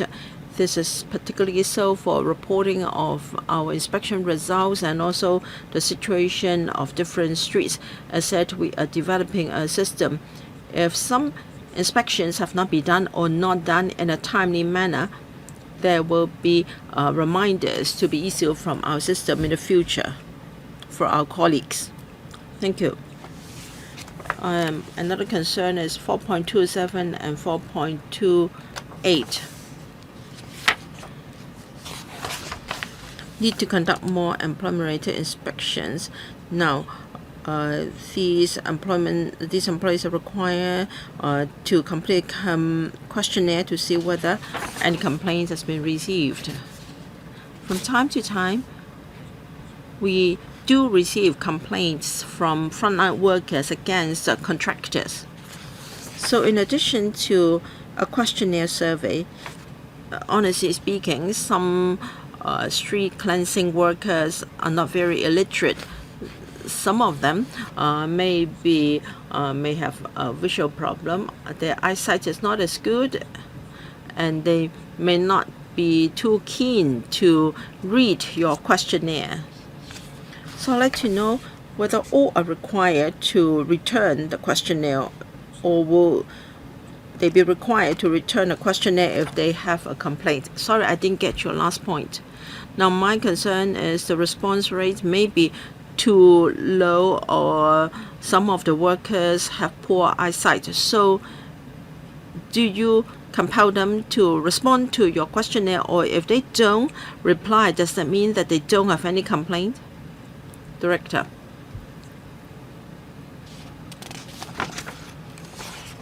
We conduct employment-related inspections. We really interview frontline workers. We do not just distribute questionnaires.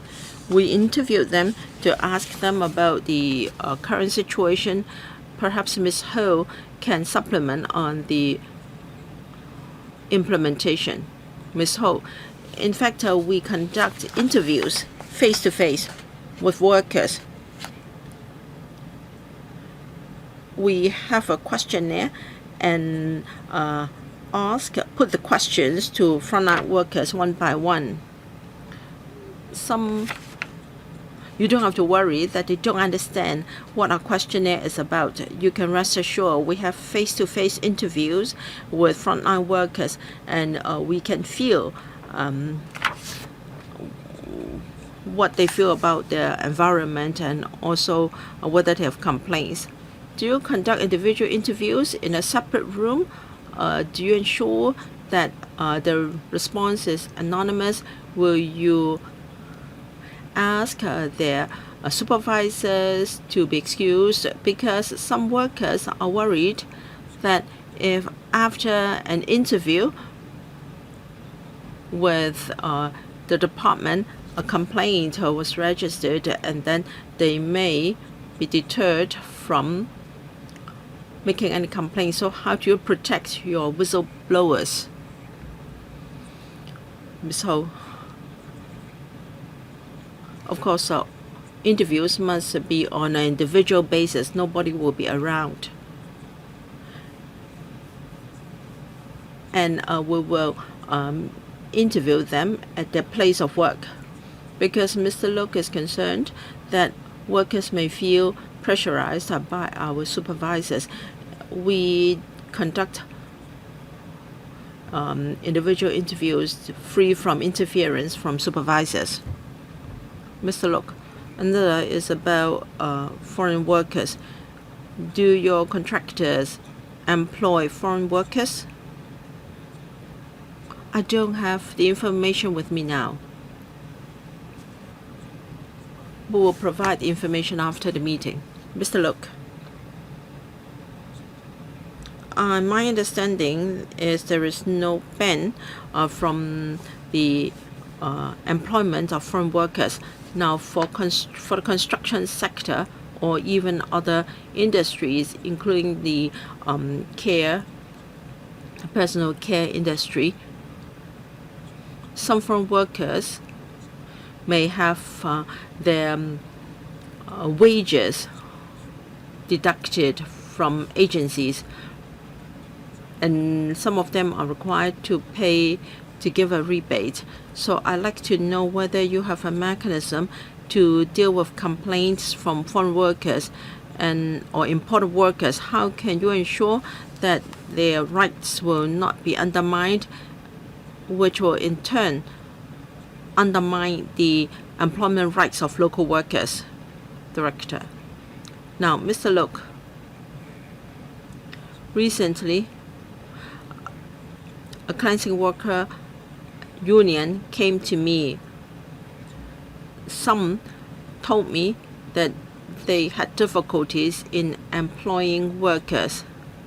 Now, they want to bid for government contracts which forbid them from employing imported workers, and that has caused them manpower deployment problems. That was a message I received in a recent meeting with such an association, and I'm arranging a meeting with the administration. If what I learned was true, then I believe they're not employing imported workers you referred to. Thank you, Chair, for your information.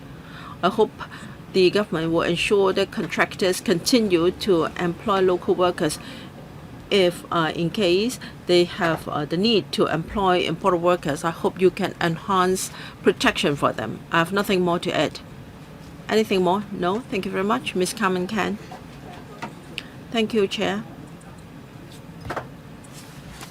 I like to focus on the enforcement strategy. In para 3.25, according to the report, according to FEHD guidelines, if the offender is a repeated offender, say the offender has 3 similar contraventions, then prosecutions will be done by way of summons. But from the hearing today and last time, we learned that your DETs are plainclothes officers. There is no way to tell whether the offender is a repeated offender. That being the case, I think your guidelines are not really in keeping with the times. We are concerned, maybe it was last year, the year before last, we enhanced the FPNs from $1,500 to $3,000, and we want you to address the problem with FPNs that is better than issuing summons. And on the 25th of May, at a LegCo sitting, some members expressed their concern about this problem. So we have amended the FPN-related legislation, and it was found that enforcement officers have been using summonses more often. That is not to the benefit of efficiency, because sometimes the fines meted out by the court may be lower than the level of FPNs. Now, for illegal parking is $3,000. So we would like to know whether we are helping you to enhance your effectiveness, your enforcement effectiveness. You really have to review your guidelines, because next time we may accuse you of not following your guidelines. So you may as well actually revise your guidelines so that your strand cleansing work can be more effective. Thank you. Mr. Ng, that is the direction we are considering, since the overall penalty level has been increased from 1,500 to 3,000 and 6,000 for street obstruction. The deterrence effect for repeated offenders has been significantly enhanced. So we heard the members' views, but there are other factors to consider in law enforcement. We have conducted an analysis on our past prosecution and also the average level of fine imposed by the court.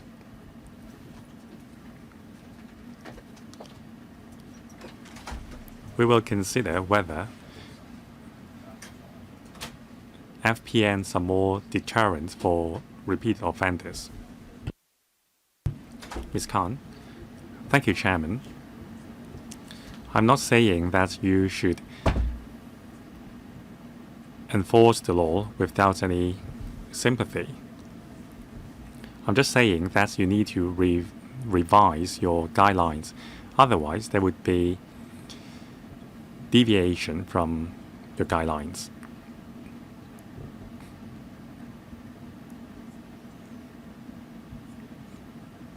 Now, moving on to the matter of IP cameras, I'm not going to repeat the issues identified by the Audit Commission, like there are some 30 locations in the report without follow-up actions for as long as 7 years. You haven't reviewed the effectiveness of the IP cameras for these 30 locations. So after the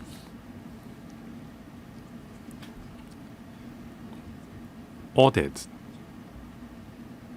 how will we improve the operation of the IP cameras? And what about the IP cameras which are not in operation? And the situation mentioned in the audit report is that some IP cameras have been installed at the same locations for many years, and whether they should be relocated. Now, we have reviewed the locations of the IP cameras. Now, some IP cameras are kept at the same location despite the reduction in the number of law enforcement, because we think that it serves as a deterrent. The whereabouts of the IP cameras are not decided entirely upon the number of FPNs issued. Now, we do carry out regular review on the locations of IP cameras. We have moved the IP cameras around.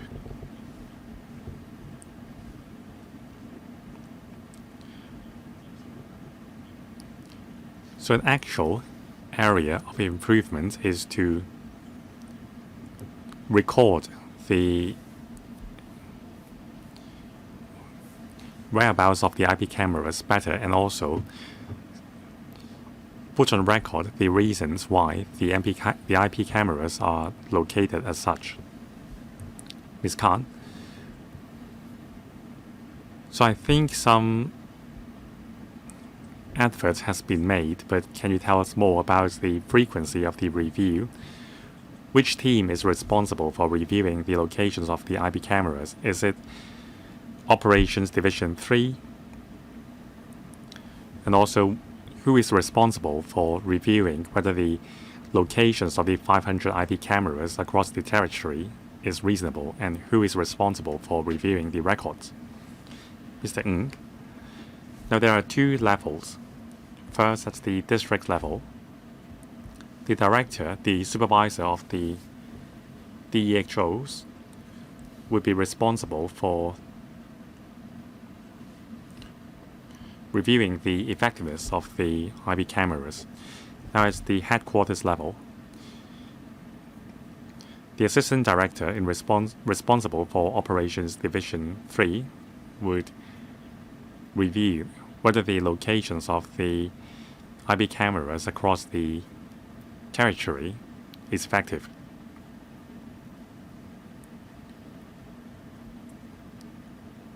Now, there have been some 200 IP cameras which were moved or added during the report period. Now, in the near future, we are going to significantly increase the number of IP cameras from 500. So we will review what locations are the most effective in each district. Ms. Khan, I welcome the measures mentioned. The record is really important. So I hope that there wouldn't be an audit again anytime soon. But in fact, from these audits, we can see that if there are sufficient records, the transparency and accountability would be much better. Now, part 4 is mostly about application of technology and also assisting manual inspection with technology. Now, with manual checking, there is bound to be human errors. So I heard the director's reply on part 4, so I have no more questions on part 4. Any more questions from members? If not, I have some questions. Paragraph 4.7, street cleansing.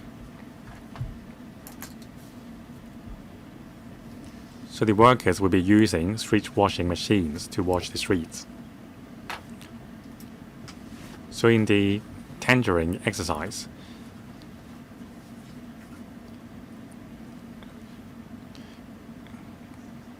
what if there's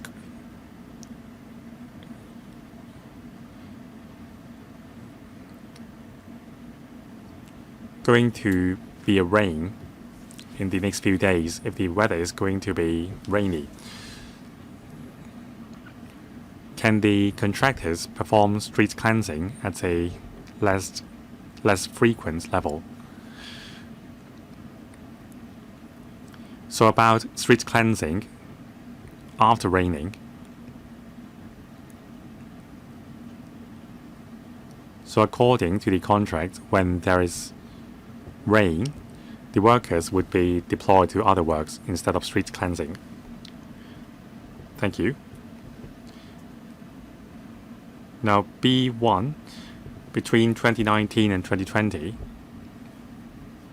street cleansing, including public toilet cleansing, has increased to $4.2 billion in 2023. So there is an increase of some $1 billion in a few years' time. Now, Ms. Carmen Khan has asked that question. The answer was that cost has increased by some 41%. Now, point 3, outsourced cleansing workers. In 2019, since 2019, the average monthly wage has increased from $17,980 to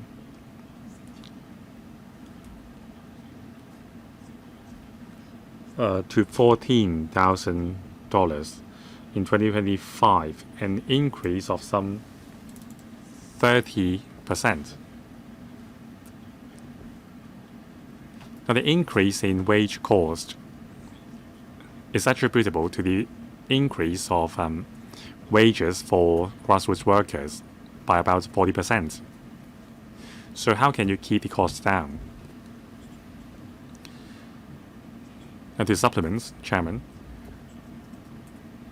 there is not much changes to the cost pertaining to the overall services.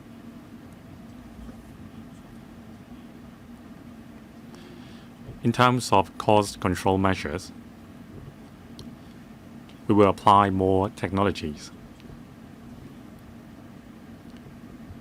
We are significantly increasing the number of high-speed washing machines because it can reduce the frequency of street cleansing. That's how technology can reduce the overall cost. So we hope that by applying more technologies, the cost of in-house services and outsourced services can be reduced. So Mr. Michael Look is concerned about importation of labor, but we all understand that there is a shortage of manpower in Hong Kong. Otherwise, the importation schemes are not necessary. Now, with shortage of manpower, contractors are hard-pressed to deploy their staff. So over the past few years, there has been an increase of nearly 40% of grassroots workers' wages. It would hurt our competitiveness. So the government is paying more for these services. So what will it do to our competitiveness, I wonder? And lastly, about application of technology.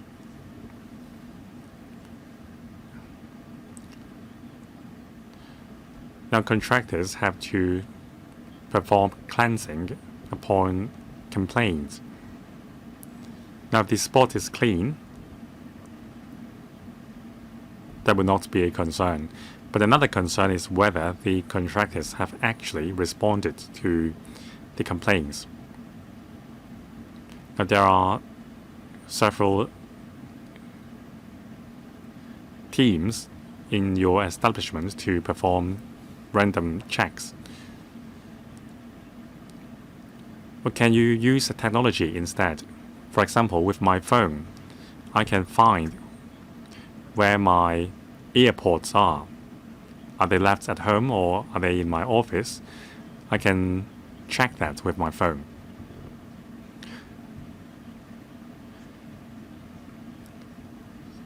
So with a mobile phone, you can check the whereabouts of your team and how long the team has been staying at one spot. That's not rocket science. So of course, the team may be there but not working, but at least with the location technology, you can ascertain whether the teams are present on the spot. And to be fair, our streets are quite clean. I've served as a district councillor for many years, and we don't receive a lot of complaints about street hygiene problems. So maybe sometimes the contractors are not there because the spots are not dirty.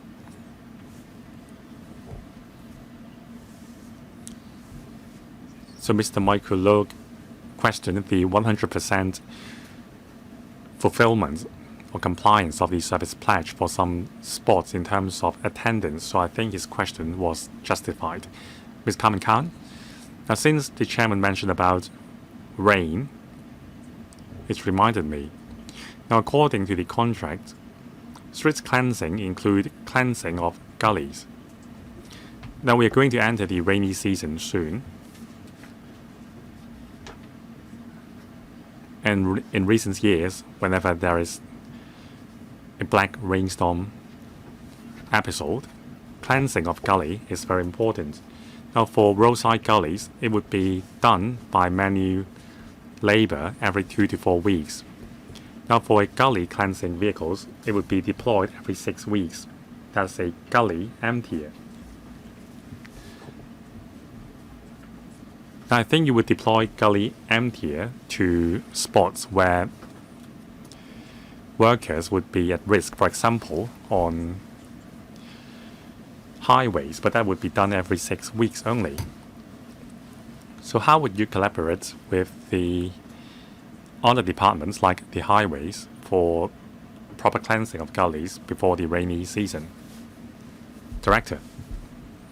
Now, in terms of gully cleansing, we would remove the refuse on top of the gullies. And during summer seasons, we will also add mosquito repellents into the gullies. So I think Ms. Carmen Khan's question is about our cooperation with the Drainage Services Department. So I think they are responsible for cleansing the drainages. Ms. Carmen Khan, just a friendly reminder, you said that the FUHD is responsible for everything on top of the gully.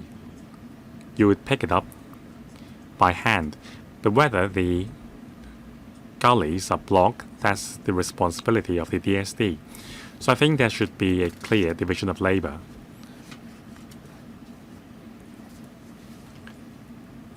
Now, some drivers complain that there are more gravels on the road surface when they are driving on the highway. So should the frequency of deploying gully emptiers be kept at 6 weeks? Or should you deploy them more flexibly? I think you need to adjust your deployment schedule in a more targeted manner. Now, to be fair, when there are blocked drainage pipes, the FUHD would be asked to help, and they would add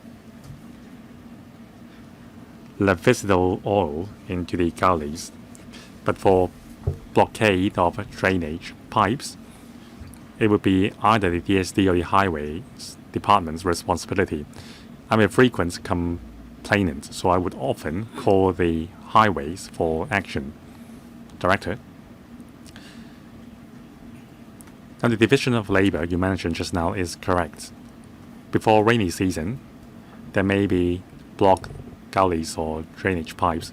Of course, we would maintain a close communication with the DSD to prevent the likelihood of blocked drainage pipes. I think Ms. Carmen Khan's point is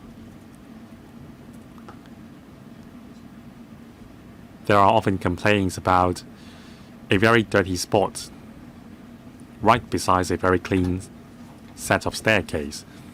Now, when I serve as a district councillor for Braemar Hill, I often spotted the situation. That's because of division of labor or lack of cooperation between departments. Now, if more coordination can be put in place, it will help save a lot of cost. Thank you. Any more questions from members? Professor Lam, any supplements? Director? No? Then that concludes today's public hearing. If there are no more questions, the public hearing is adjourned here. If there is any more replies to members' questions, we welcome any written submissions. So we have completed our work today, and we will submit a report to the House Committee in due course. Thank you very much for attending. Thank you.